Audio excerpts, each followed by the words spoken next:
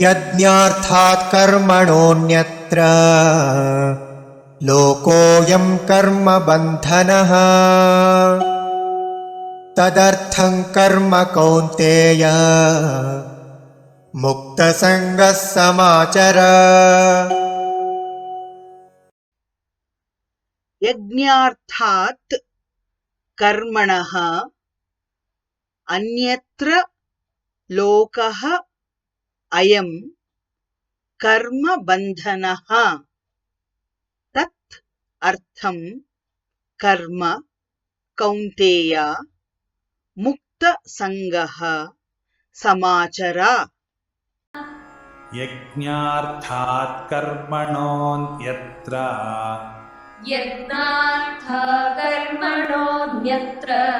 लोकोऽयं कर्म बन्धनः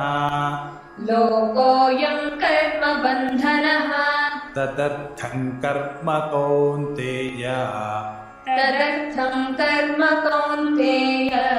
मुक्तसङ्गः समाचर। यज्ञार्थात् कर्मणोऽन्यत्र लोकोऽयं कर्म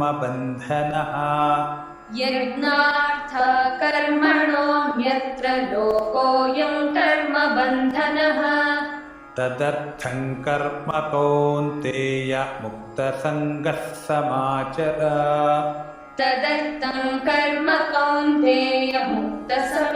समाचर। यज्ञार्थात् कर्मणोऽन्यत्र लोकोऽयं कर्म बन्धनः तदर्थं कर्म कौन्तेय मुक्तसङ्गः समाचर।